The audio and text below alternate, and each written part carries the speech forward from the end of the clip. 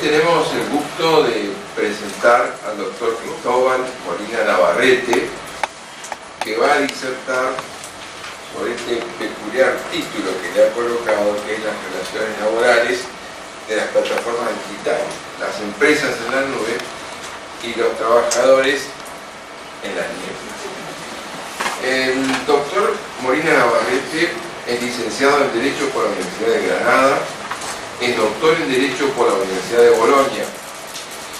Entre sus vastas cualidades, él es autor de más de 20 libros, en forma individual o en coautoría sobre la especialidad.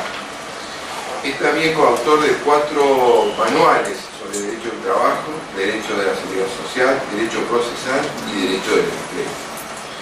Ha sido profesor de la Universidad de Granada y actualmente es profesor de la Universidad de Jaén desde 1993, en todos los ciclos universitarios y postuniversitarios. Es director y profesor de cursos de formación profesional continuada para profesionales relacionados con la disciplina. Es también conferencista habitual sobre temas de la disciplina, tanto en universidades españolas como extranjeras. Es además director del Laboratorio de Observatorio de Riesgos Psicosociales del Instituto Andaluz de Prevención de Riesgos Laborales. Es asimismo director de la nueva revista Trabajo y Seguridad Social del Centro de Estudios Financieros. Es también miembro de número de la Academia Brasileña de Derecho del Trabajo. Es asimismo miembro del Consejo Económico y Social de España. Doctor, tenemos el placer de escucharlo entonces. Pues muy amable. Vamos a utilizar, ya que hablamos de las nuevas tecnologías, utilizamos las nuevas tecnologías para que me llame la atención y no abuse del tiempo y sobre todo de su paciencia. Bueno, pues muchas gracias por la amable presentación, presidente de la asociación, muchas gracias por la invitación, gracias a la doctora Grada por promover, ¿no?, el que pueda participar pues, en una asociación de este tipo, en fin, ante profesionales reconocidos, algunos profesores de universidad, como el profesor Rufín, admirado por mí, ¿no?, conocido desde hace mucho tiempo y he leído más de una obra suya, sin duda referencial, y desde luego, bueno, pues algunos colegas, ¿no?, tanto profesores como profesionales de la abogacía, que bueno, siempre es un placer, ¿no?, poder tener unos momentos, un tiempo de intercambio sobre temas comunes, pero con perspectivas distintas, ¿no? Somos profesores o interesados en cualquier caso, o practicamos el derecho del trabajo, bien saben que es una cuestión global al que está sometido a profundas transformaciones, profundos desafíos que llegan antes o después a un lado y otro del Atlántico, a veces con una solución, otras con soluciones diferentes, pero que entiendo, ¿no?, que permite, nos da la oportunidad pues, de tener un tiempo para intercambiar. Eso es lo que yo pretendo, la oportunidad, por tanto, prefiero, ¿no?, el debate, el cuerpo a cuerpo, si quieren, intelectual, en el que ustedes me puedan preguntar o puedan expresar sus inquietudes o podamos ver, ¿no?, cómo analizan ustedes desde aquí pues un problema que, como el de las plataformas digitales, pero en general la digitalización, ¿no?, del mundo, esa es una realidad a la que vamos todos abocados, para bien en unas cosas, no tan bien en otras, y ante desafíos globales tenemos las mismas respuestas, buscamos las mismas soluciones. Bueno, en esa línea yo me he permitido, en fin, no solo poner un título, ¿no?, el objeto es relativamente fácil de identificar, ¿no? Uno de los elementos más transformadores de las relaciones laborales en nuestro tiempo es la digitalización y dentro de ello la economía de las plataformas digitales, nacidas inicialmente con el señuelo de economía colaborativa, pero todos sabemos que eso pues es un eufemismo, de colaborativa no tienen nada y probablemente a donde nos llevan eso, a una remercantilización de las relaciones laborales, a una intensa economía capitalista, ¿no? Saben ustedes que Uber pues es una empresa de una enorme capitalización, vale más de 60.000 millones de euros y todavía no da beneficio. No les cuento Amazon, ¿no?, decir, ese gigante mundial. Por tanto, hablamos de una economía, de unos modelos de negocio que se basan fundamentalmente en la obtención de beneficios. Pero ¿cuál es la estrategia de esas empresas? Es decir, ¿cuál es de verdad su razón competitiva? ¿Por qué? ¿Por qué se han desarrollado tanto? Si profundizamos en eso, probablemente la razón fundamental sea la de siempre, y es que han conseguido pues un mirlo blanco. Han conseguido el eludir las normas laborales, volviendo al trabajo autónomo. Es decir, han conseguido una ventaja competitiva justamente creando un artificio, una ilusión óptica, el que todos creemos que han descubierto, pues, en fin, aquella ensoñación, ¿no?, del análisis marxista, que es el trabajo liberado. Nosotros sabemos que las relaciones laborales se caracterizan por un trabajo subordinado, y estas plataformas lo que proponen es todo un sueño, que es el trabajo liberado, flexible, rentable, cuando quieras, como quieras, lo que quieras. ¿A quién no le gustaría, ¿no?, una actividad de ese tipo? Sin embargo, sobre esa superficie, sobre ese elemento de artificio, sobre esa apariencia, la realidad son relaciones laborales eventuales, inseguras en la protección, poca garantía salarial, trabajo a demanda, nadie te garantiza previamente el tiempo de trabajo. Y entonces la cuestión está, ustedes, en fin, hay distintas etapas aquí del laboralismo argentino, pero ustedes recordarán que en realidad, por ejemplo, las plataformas como la de Amazon, en la que se asignan microtareas, en realidad lo que está retribuyendo es por hora, no por unidad de tiempo, ¿no? Una idea fundamental de la relación laboral es que se retribuye por el tiempo de trabajo. Pero las plataformas en realidad remuneran por obra, con lo cual nos remonta a un tiempo muy remoto de las relaciones laborales. En realidad incluso nos sitúa en tiempos preindustriales. Algo tan moderno, tan novedoso, tan original como es la plataforma digital, el teléfono, la aplicación, la nube. Resulta que en parte te devuelve a un tiempo muy anterior, incluso a la propia consolidación del derecho. Bueno, para no enrollarme mucho, a mí me gusta ponerle nombre a las cosas, y si es metafórico mejor. Bueno, de ahí el subtítulo, ¿no? Las empresas en la nube, trabajadores en la niebla. ¿Qué quiere decir esto, no?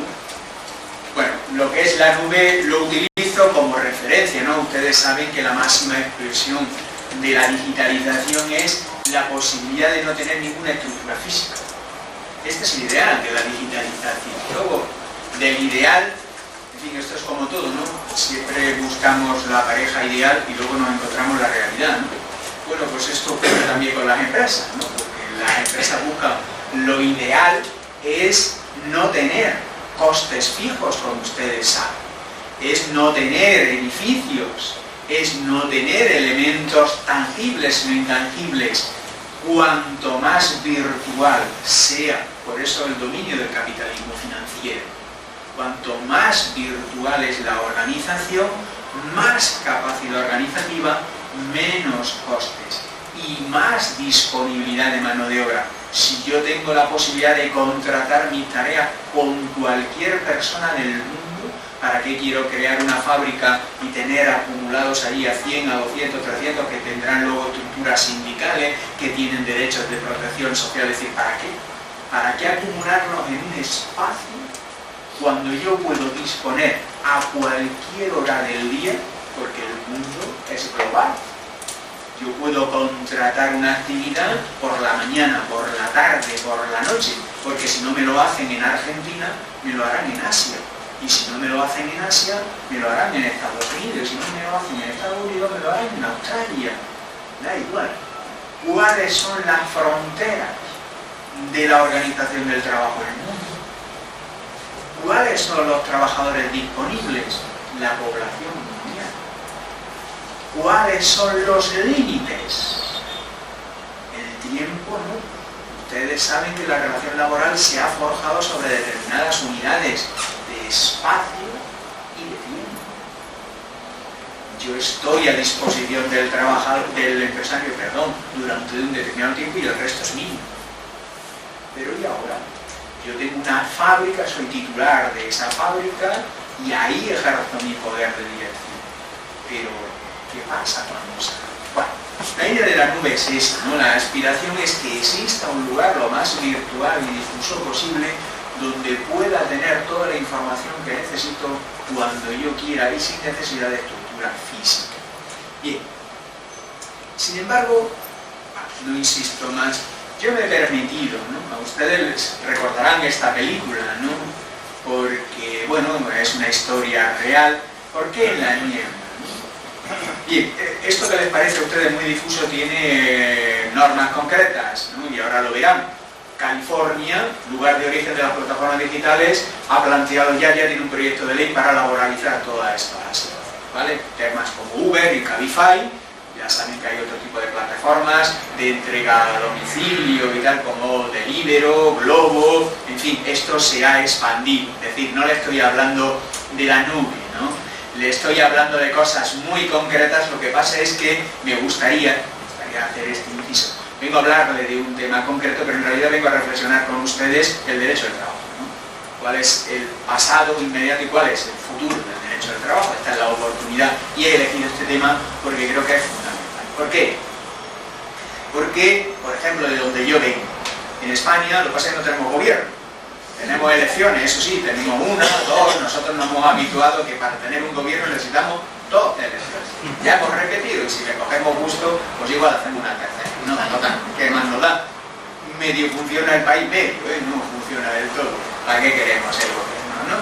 Bueno, en cualquier caso no tenemos gobierno, pero sí hay ya encima de la mesa una propuesta, ¿no? Hay una propuesta legislativa de las plataformas digitales.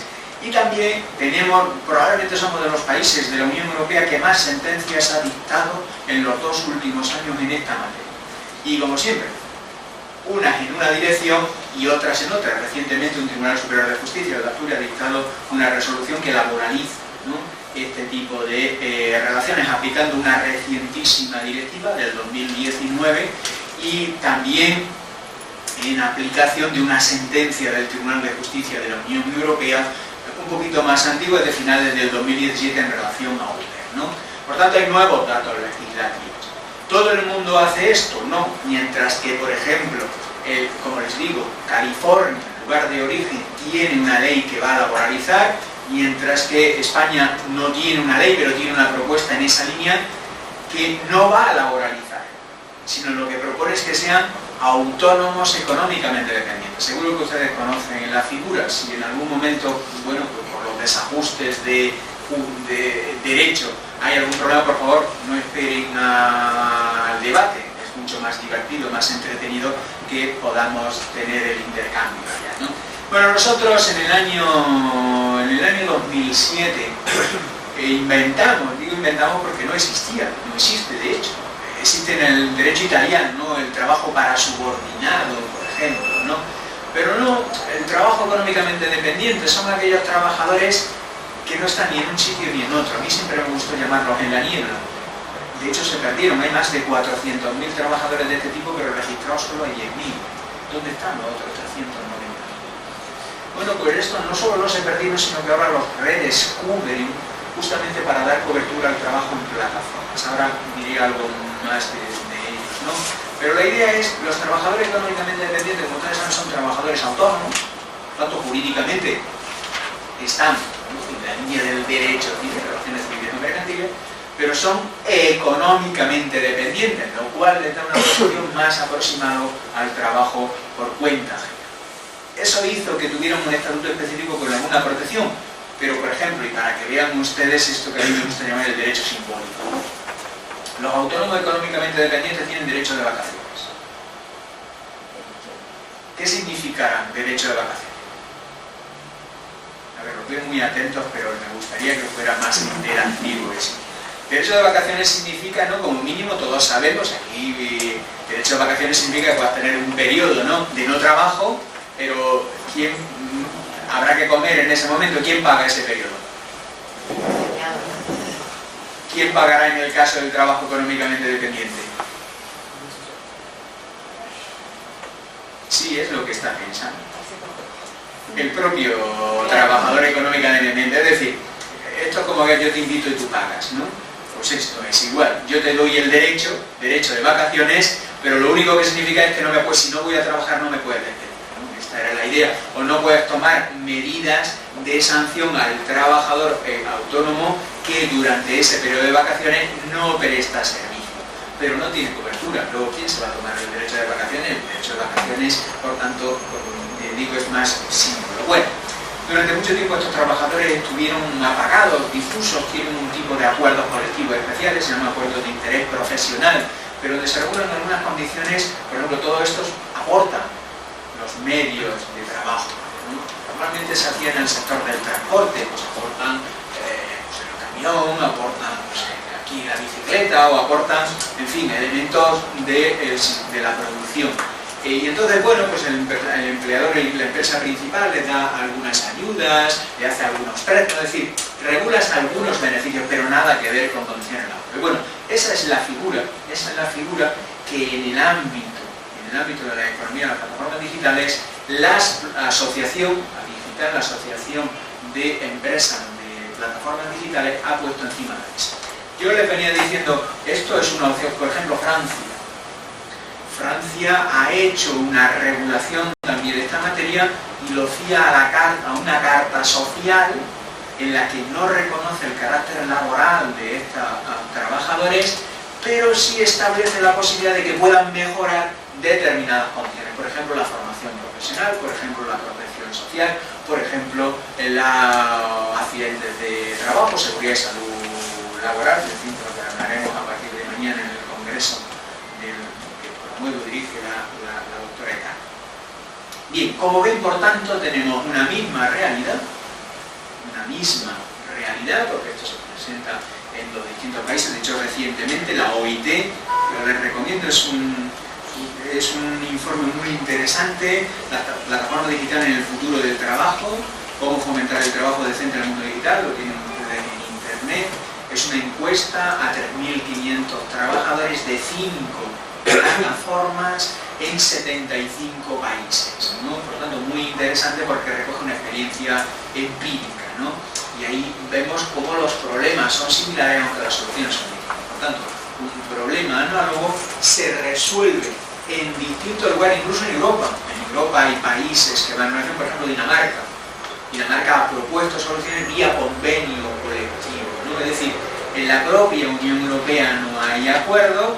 Ya ven cómo en Estados Unidos pues parece, al menos uno de los estados más referenciales, donde tuvo su origen, van en la línea de la laboralización. Sin embargo, en países como en España van en la línea del trabajo económicamente dependiente, la propuesta del sector. Porque las sentencias, es decir, los tribunales apelan mayoritariamente, no de manera exclusiva, pero sí de manera mayoritaria a la apelación. Bien. ¿Cuál era el problema entonces de fondo que le planteé? ¿Estamos ante una nueva forma de trabajo? ¿Es una nueva forma de trabajar y que por tanto requiere una nueva regulación? ¿O realmente el derecho del trabajo español, argentino, brasileño, es decir, el derecho del trabajo como estructura, como solución jurídica a un problema social estructural, las relaciones laborales, tiene mecanismos suficientes incorporados?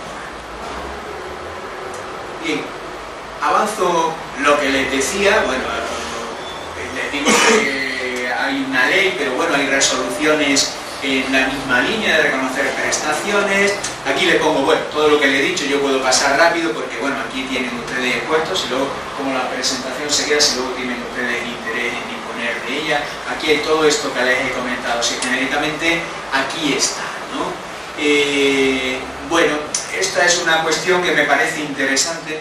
Creo que había aquí también, porque ocurre lo mismo. Sí, ¿qué pasa con el proyecto de ley en California?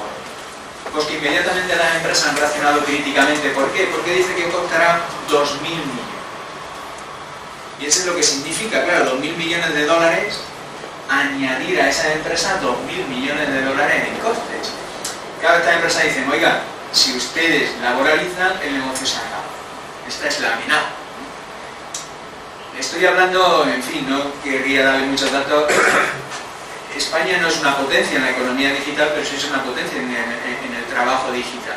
Casi un 17% de la población ya trabaja en este ámbito. Eso significa que hay casi 60.000 trabajadores y que generan unos 2.000 millones, es decir, la economía se mueve unos 2.000 millones de euros. En dólares serían unos 2.000, bueno, ahora como esto está fluctuando, pero en fin, son unos 2.200, 2.300 millones de dólares. En fin, no es la panacea de todo, pero se mueve bastante dinero y hay un colectivo de trabajadores significativo, ¿no? Bien, les pongo esto porque esto dicen en California, pero esto dicen en España, ¿no? En España, cuando las primeras sentencias que laboralizaban, que reconocían como una relación laboral este sector, ¿qué es lo que dijo inmediatamente? Bueno, en una columna le he puesto el abogado, lo que decía el abogado que ganó esa sentencia. Luego ha habido otras en las que ha perdido, decía esto, ¿no? Es decir, es una nueva forma de trabajo, es una forma de trabajo flexible, es una nueva forma de trabajar más abierta y por tanto no puede ser una relación laboral. Y apostaba por la relación autónomo económicamente dependiente. Pero inmediatamente el director general de Uber en España dijo, oiga, mire usted, si tuviéramos que contratar repartidores, no existe. Enlaza con lo primero que yo le dije, ¿no? Y es el desafío más importante. ¿Cuál es, de verdad, la ventaja competitiva de las plataformas digitales? Ahora le haré un poco, no todas las plataformas digitales son iguales, unas son las de asignación de tareas, de microtareas, tipo Amazon, por ejemplo, o Clickworker, y luego están las de asignación o de localización de servicios, ¿no? Que es tipo Uber, tipo Deliveroo, ¿no? Son muy distintas, pero tienen fondos muy comunes. Todas las dos se basan en la externalización. En realidad, lo que estamos hablando es algo muy conocido para las relaciones laborales. Una empresa, en vez de hacerla directamente, modelo clásico, lo haces externalizándolo a otros, solo que en vez de externalizarlo a empresas, lo haces a miles de trabajadores. Rompo el hielo, bienvenido. Te cuento un poquito de Argentina. Hay un informe del CIPEC de mayo de este año, donde dice que los trabajadores de Uber tienen, ese es su empleo principal, es su principal fuente de ingresos, cumplen una jornada, la mayoría mayor a la legal establecida, y tienen todas las condiciones de trabajadores clásicos, de los clásicos trabajadores protegidos por la legislación laboral. Con lo cual no habría mucho para discutir en base a las estadísticas. En Argentina no tenemos estadísticas oficiales todavía, tenemos este reciente informe. Pero claramente en Uber el trabajador tiene una relación de dependencia. Ya, bueno, bien. Bueno, eso es empezar por el final, ¿no? Bueno. Claro, eso es empezar por el final, porque efectivamente yo puedo estar de acuerdo contigo, pero lo que sí es cierto es que está generando una enorme problemática. Y en Francia, por ejemplo, unos tribunales dicen que son autónomos y otros tribunales dicen que son trabajadores por cuenta ajena. En el Reino Unido, como tú sabes, hay unos tribunales que dicen que son laborales y otros que son contratantes independientes, es decir, trabajadores autónomos. Claro, este mismo informe que yo te digo, lo que se hace con una base empírica de 3.500, no se pronuncia, ¿no? Dice que hay que indagar, ¿no? Por tanto, esto es lo que tenemos que ver. Claro, desde un cierto punto de vista es lo que tú comentas. Ahora bien, desde otro punto de vista es justamente lo contrario. Aquí lo que planteé es decir, oye, vamos a analizar de verdad el fondo y vamos a ver la capacidad del derecho del trabajo para adaptarse a esas nuevas necesidades. Por ejemplo, hace nada, bueno, tenía la oportunidad en Madrid de asistir a una conferencia transferencia, bueno, en el Congreso Aranzadi. En España esto mismo se planteó por los mensajeros en 1986. 1986, por tanto, esto es muy antiguo. De hecho, le llamamos a los de Libero, Globo y tal, los mensajeros del siglo XXI, ¿no? Hubo una sentencia muy famosa del Tribunal Supremo que laboralizó, pero luego vino el legislador del 94 y se cargó y estableció una exclusión constitutiva. De hecho, esta asociación digital en España lo que propone es algo parecido, que hay una legislación que en el estatuto se excluya constitutivamente la relación y se incorpore a los trabajadores económicamente dependientes. En la línea, y aprovechando, en fin, tu amable pregunta, también ponemos encima de la mesa una paradoja muy profunda. ¿Por qué en Francia, por ejemplo, ¿no? Los franceses tienen las mismas notas, ¿no? Lo que estudiábamos en, no sé, aquí cuando se estudia Derecho del Trabajo, tercero, cuarto, en España se estudiaba en cuarto, ahora en tercero porque hemos reducido un año. Bueno, es igual, todos sabemos la nota de la laboralidad, ¿no? La ajenidad, la dependencia, los frutos, en fin, todo esto es lo que hemos estudiado los maestros. Bien, Francia tiene las mismas notas y Francia no va a laboralizar. Y de hecho no solo no ha laboralizado, sino que ha creado esta vida de la carta social. ¿Por qué? Decía, se crea una profunda paradoja. Las empresas, estas empresas, son conscientes de que tienen una situación de precariedad importante y que muchos trabajadores ya se están organizando colectivamente. ¿Eso qué significa? Eso significa que son conscientes de que tienen que introducir mejoras. ¿Pero por qué no las hacen?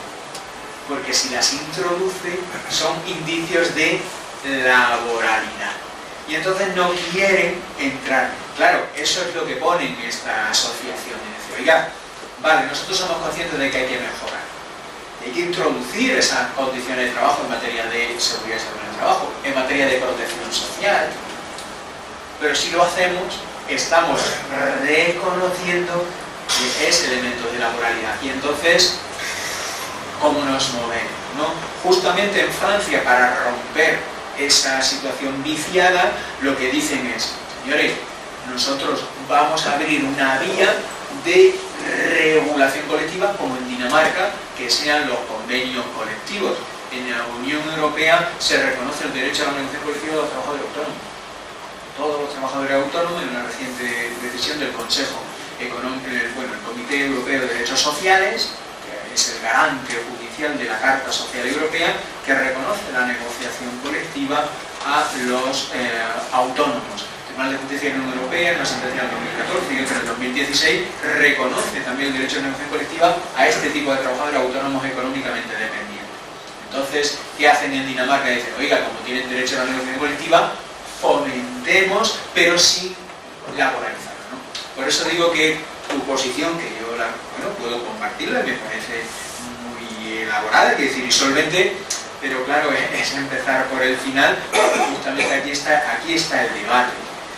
Es una relación laboral sin más, es decir, no ha pasado nada, no es una nueva forma de trabajo, no reconocemos ninguna novedad en el elemento de la plataforma digital, o realmente se trata de algo que tiene algunos elementos de novedad que exigiría del derecho del trabajo una mínima adaptación, vía relación laboral especial, vía autónomo económicamente dependiente, pero con un estatuto específico, no con una tomadura de pelo como el que tenemos nosotros, ¿no? Un poco eso era lo que quería plantear, ¿no? Bueno, en esa línea, en fin, aquí les pongo una imagen, seguro que reconocen la frase de Romagnoli.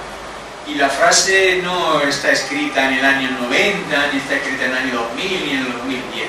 Esa frase está escrita en el año 86. ¿Por qué les pongo esto? Bueno, en este debate que mantenían.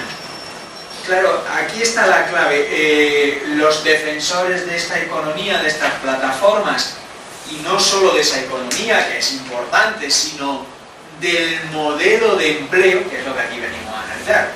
El modelo de negocio ahí está, las plataformas están para quedarse y por tanto yo no cuestiono las plataformas como tales, tampoco lo hace la Unión Europea en una resolución que emitió el año pasado, ni tampoco lo hace en realidad la OIT. Lo que dice es, oiga, en ese modelo de negocio es inherente el modelo de empleo basado en la autonomía. que conlleva ahora mismo precariedad, o esa misma economía digital podría ser competitiva, una fuente de crecimiento, una fuente de empleo, pero con seguridad en el trabajo, que es la función de la norma laboral, ¿no? Esta es la pregunta, esta es la clave, este es el meollo, ¿no?, de la pregunta. Bien, entonces lo que les decía, y es muy interesante este informe que es del 2019, lo que les decía es que justamente aquí es donde está la clave. Este es el elemento fundamental. En el empleo, ¿dónde nos sitúa? Estamos ante una relación laboral flexible y que amplía el margen de decisión, justamente porque no es exclusiva, porque te permite complementar, porque permite, por ejemplo, la conciliación de la vida laboral y familiar, porque muchas personas que trabajan en estas plataformas digitales no pueden salir de casa porque tienen que cuidar a los niños. O, por ejemplo, personas con discapacidad. Esto no ocurre en el caso de, claro, en fin, esto... Bueno, aquí ahora volveremos sobre esto porque aquí hay algunos datos. Bueno, seguro que algunos reconocen esa imagen. Claro, a nosotros nos prometen, aquí trato de reflejar, no sé, recordarán ustedes los Picapiedra, algunos son muy jóvenes, no se acordarán, pero otros seguro que se acuerdan de los dibujos animados, ahí el troncomóvil, ¿no? El troncomóvil era muy innovador para su época, pero ustedes recordarán que en realidad iban a pie. Deliveroo, Globo, son muy modernos, pero en realidad mire cómo van en bicicleta.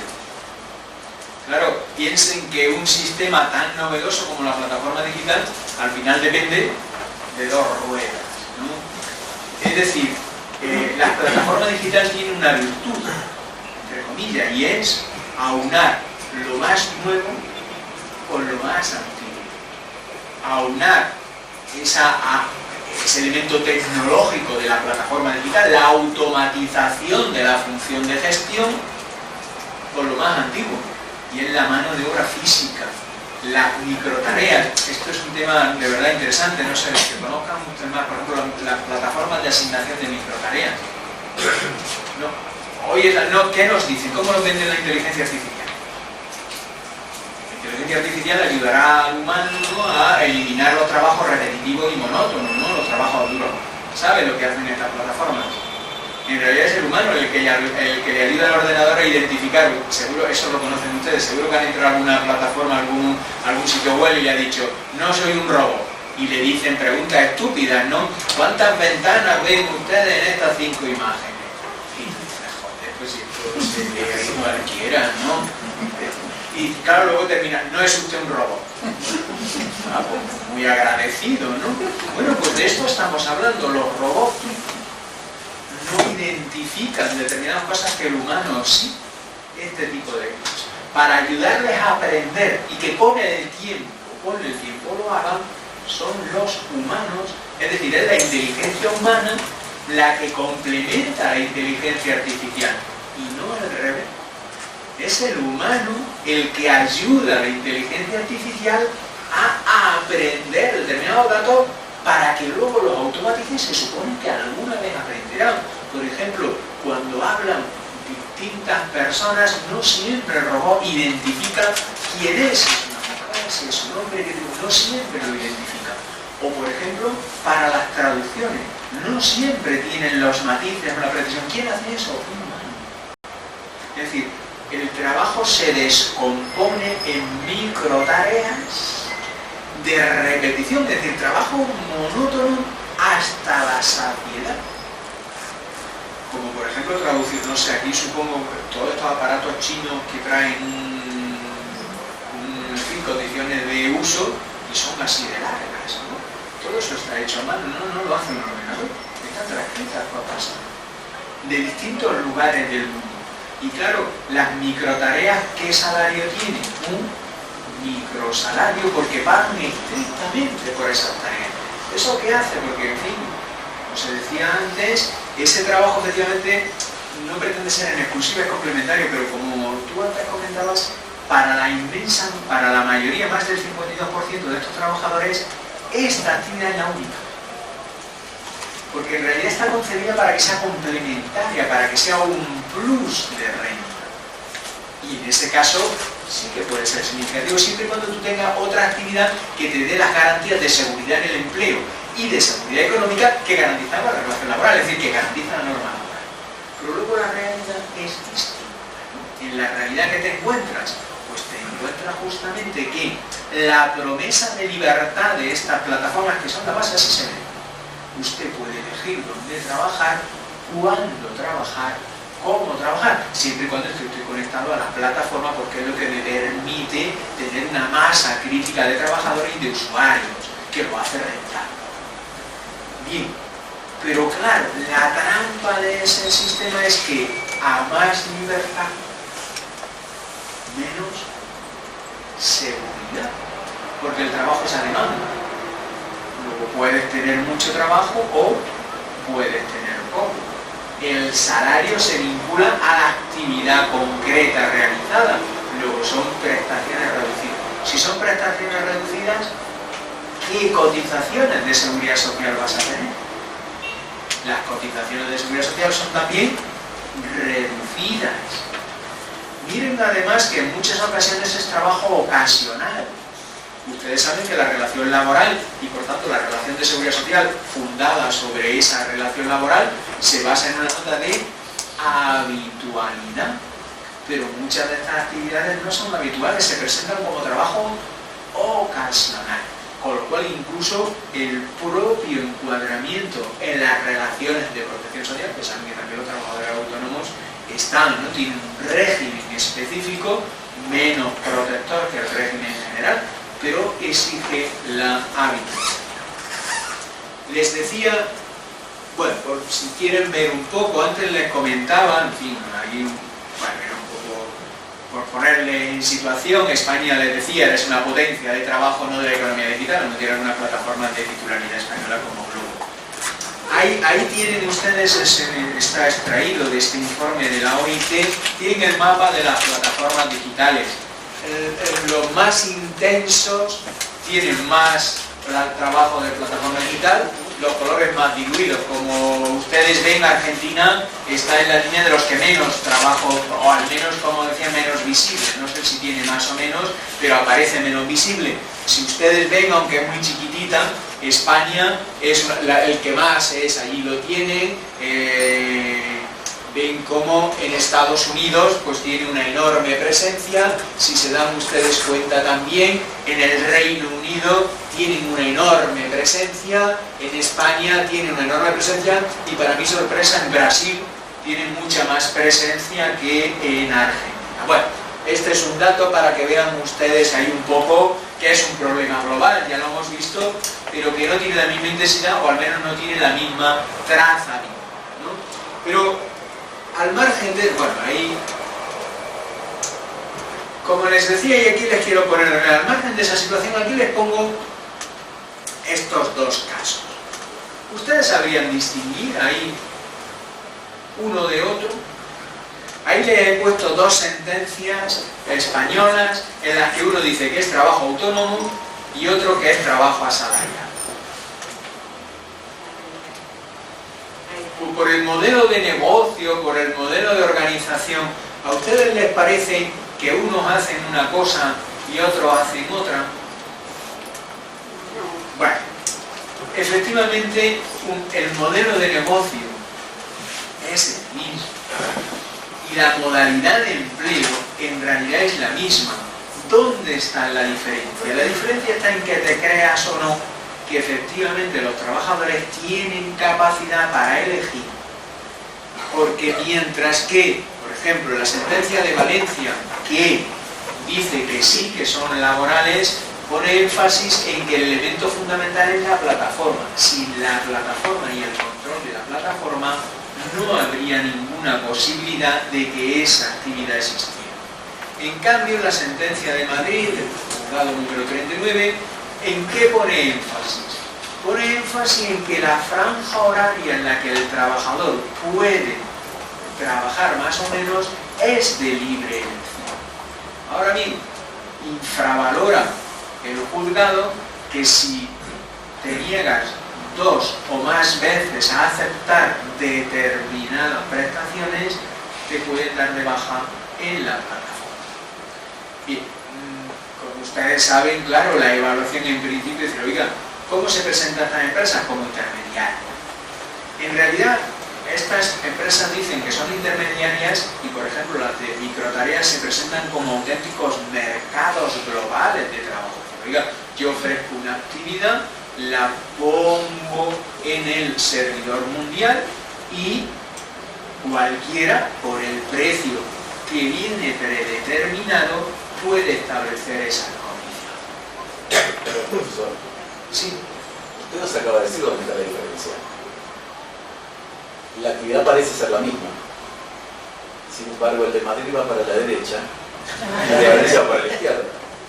Bueno, bien visto con sagacidad, pero no es la geolocalización la que aquí juega y la versión política, ¿no? Bueno, les voy a... porque luego les querría comentar otra cosa. Aquí, bueno, esto va en la línea de lo que aquí les he puesto, esto ya se lo he contado para que lo vean. ¿Qué quiero decirles? Y con esto un par de cosas quiero terminar. Vamos a ver. Aquí hay un elemento fundamental. ¿Qué es? Porque les decía, la clave de la diferencia no está en cómo se hace el modelo de negocio, sino en cómo se diseña la organización, cómo se hace. La mayor parte de estas plataformas tienen lo que se llaman los términos de servicio. Ustedes que son juristas y que, bueno, pues algunos, no, la mayoría ejercen, saben que eso se identifica con, bueno, en España se llaman las condiciones generales de la contratación, no sé, esto es derecho civil, ustedes saben que los contratos que se llaman de adhesión, los contratos de los grandes suministros, vienen predeterminados previamente por unas condiciones establecidas por las grandes empresas que los ejecutan. Bueno, en este caso, los elementos fundamentales, el precio, la evaluación de los trabajadores, el pago, cuándo se cobra, la evaluación de desempeño, esas cuestiones que, como ustedes ven, son más o menos condiciones de trabajo y responde a lo que sería. Digo más o menos porque al no ser laborales, ser autónomos, no son estrictamente condiciones de trabajo, pero sí son condiciones de prestación de servicios profesionales. Ven que esas condiciones no son regulares. Estas plataformas introducen estos documentos que son unilaterales y ahí fijan esas condiciones. Claro, ¿qué eficacia tiene esa predeterminación?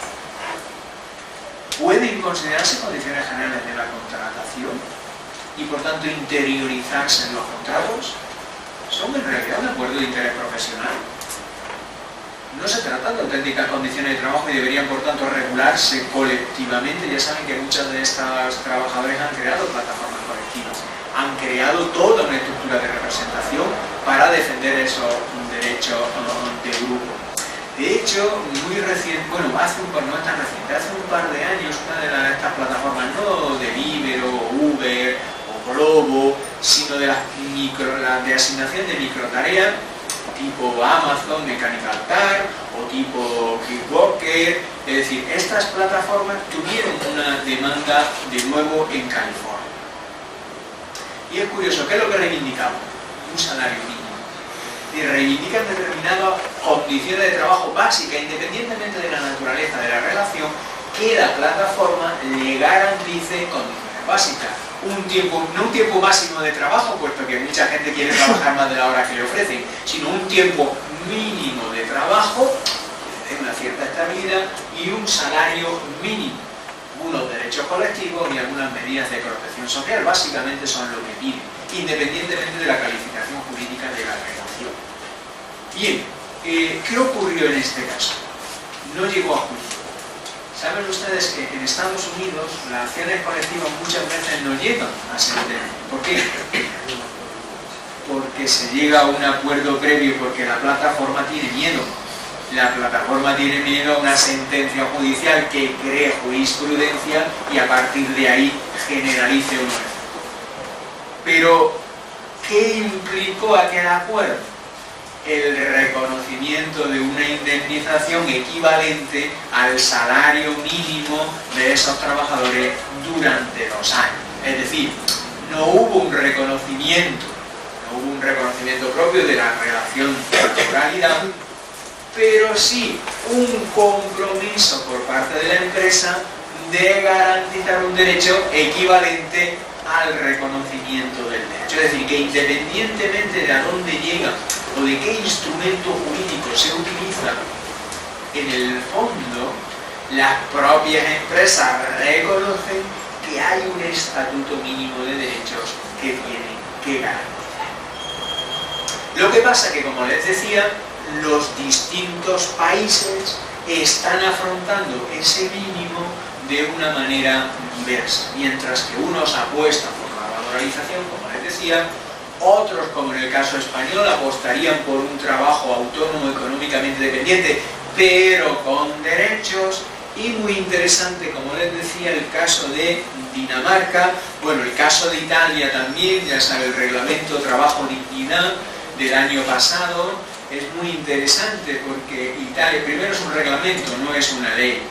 En fin, aunque ya no está el ministro que lo promovió, ¿no? Pero bueno, esto es lo que tiene, estas cosas, ¿no? Que es eventual el trabajo, pero es más eventual el trabajo de político. Italia es muy interesante porque reconocía el carácter laboral de esa relación. Y el caso danés, le he puesto distintos elementos porque para que vean las diferencias. El problema es el mismo o análogo, la realidad empírica es similar y los modelos, les decía, es diferente, y por tanto serán las tradiciones de cada país, la experiencia jurídica de cada país, el juego de fuerzas, ¿no?, políticas y económicas de cada país, el que al final determine un modelo u otro. Pero, y esto es lo que me gustaría resaltar, y enlazo, en fin, con una idea muy interesante de un profesor, Alain Scipion, ¿no? La idea de que el derecho del trabajo tiene mecanismos suficientes para adaptarse a las nuevas realidades. Esta es una de las ideas fundamentales, yo creo, del derecho del trabajo de todos los tiempos, ¿no? El derecho del trabajo no es un instrumento rígido, no es una norma inflexible, como muchos quieren imputarle, justamente para cavarle la fosa todos los días, ¿no? Quien se levante y dice, ¿no?, la mala salud, la muerte del derecho del trabajo, hay quien disfruta con eso, todos los días se le entierra y luego resulta, pues que, en fin, como la novela española famosa, los muertos que ustedes más ahí gozan de muy buena salud, ¿no? O sea, el derecho del trabajo efectivamente goza de buena salud ahora mismo. Y aquí estaría la clave, y con esto voy a terminar. Tenía alguna otra cosa, pero yo prefiero que hagamos el debate y podamos, bueno, pues mantener ahí un intercambio más de opiniones sobre el tema de estas características que en el fondo son estructurales, ¿no? Y es sobre hacia dónde debe ir o cómo debe conformarse las relaciones laborales en un mundo que desde luego tiene cambios, pero cambios tecnológicos, cambios organizativos, cambios económicos, pero cambios realmente de sustancia, como les decía. Alain Scipion ponía de relieve la necesidad de que el derecho del trabajo no se centrara únicamente en la relación de trabajo por cuenta ajena y subordinada en el sentido clásico, sino que nos fijáramos más en las necesidades de protección. La razón protectora, es decir, las claves del derecho del trabajo de nuestro tiempo no debe estar agotado en esa relación de dependencia clásica, sino que debe estar vinculado a las razones, a las necesidades de protección de la persona que presta determinados servicios profesionales y que se encuentra en determinados ámbitos, en determinados entornos, que sean laborales en sentido técnico, o sean una relación profesional, y aquí apuro más lejos porque era lo que defendían, ¿no?, otros maestros como Gerard Lionquet en los años 50, ¿no? El derecho del trabajo no debe ser un derecho del trabajo solo de la relación de trabajo por cuenta ajena y subordinada, sino que debe ser un derecho del trabajo de la actividad profesional. Allí donde hay una actividad profesional con unas necesidades de protección, seguridad económica, tiempo de trabajo y seguridad social, allí debe estar el derecho del trabajo. Bueno, tenía alguna otra cuestión, pero yo creo que con esta reflexión, bueno, me permite ponerlo de relieve encima de la mesa por dónde están los tiros reguladores de esta materia, cómo se ve la economía de las plataformas digitales, y ahora pues será para mí un placer poder ver cómo ven ustedes esta realidad y bueno, un poquito qué opinan, ¿no? Incluso, ¿no?, de esta idea hacia dónde va el derecho al trabajo en la época de la digitalización, ¿no?, que es un tema que nos conviene todos. Muchas gracias.